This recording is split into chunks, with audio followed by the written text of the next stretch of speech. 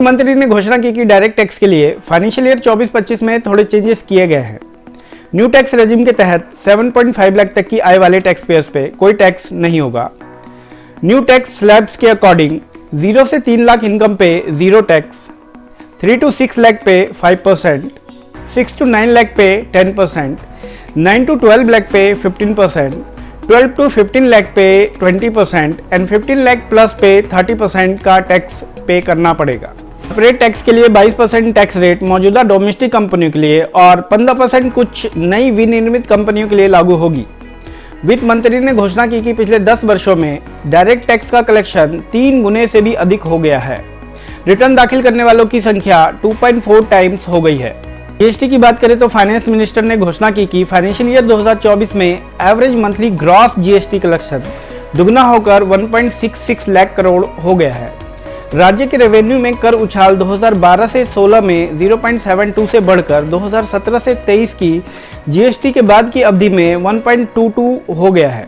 वित्त मंत्री ने घोषणा की कि फाइनेंशियल ईयर 24-25 में इंपोर्ट टैक्स सहित समान सीमा शुल्क दरों को बरकरार रखा जाएगा। इस साल का बजट विकसित भारत थीम पर आधारित है, जिसमें सरकार 2047 तक एक विकसित भारत की कल्पना कर रही है।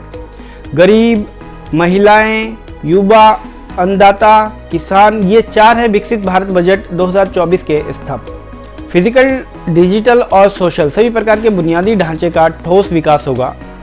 डिजिटल पब्लिक इंफ्रास्ट्रक्चर डीपीआई औपचारिकता और फाइनेंशियल इंक्लूजन को बढ़ावा देगा। सरकार की योजनाएं जीएसटी के जरिए कर आधार को गहरा और व्यापक बनाने की है।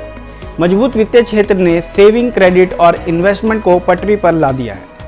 अर्थव्यवस्था के लिए वैश्विक पूंजी और वित्तीय सेवाओं के लिए GIFT IFSC नामक एक मजबूत गेटवे स्थापित किया जाएगा। एक्टिव इन्फ्लेशन मैनेजमेंट होगा। गरीब कल्याण, देश का कल्याण। डायरेक्ट बेनिफिट ट्रांसफर से 2.7 लाख करोड़ की बचत हुई है। 25 करोड़ लोग मल्टी डायमेंशनल पॉवर्टी से बाहर निकल आए हैं। पीएम स्वनिधि योजना के तहत 78 लाख स्ट्रीट वेंडर्स को क्रेडिट असिस्टेंस दी गई है। किसानों के कल्याण की बात करें तो पीएम किसान के तहत 11.8 करोड़ किसानों को सीधे फाइनेंशियल असिस्टेंस प्रदान की गई है। पीएम फसल बीमा योजना के तहत 4 करोड़ किसानों को फसल बीमा दिया गया है। ENAM के तहत 1361 मंडियों का एकीकरण हुआ है, जिससे 3 लाख करोड़ रुपए के व्यापार की मात्रा को समर्थन मिलता है। वुमेन एंटरप्रेन्योर को 30 करोड़ मुद्रा योजना के तहत लोन दिया गया है।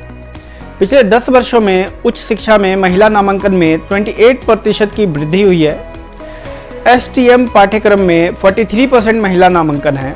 1 करोड़ महिलाओं को लखपति दीदी बनाने के लिए 83 सेल्फ हेल्प ग्रुप द्वारा सहायता प्रदान की जाती है। छत पर सोलराइजेशन होगा, जिससे 1 करोड़ परिवार प्रति माह 300 यूनिट तक मुफ्त बिजली प्राप्त कर सकेंगे। सरकार पब्लिक ट्रांसपोर्ट के लिए ई बसों को अपनाने और इलेक्ट्रिक वाहनों को विनिर्माण और चार्जिंग का समर्थन करके ई व्हीकल इंफ्रास्ट्रक्चर को मजबूत करने की भी योजना बना रही है। पीएम आवास योजना 3 करोड़ घरों के लक्ष्य को प्राप्त करने के करीब है।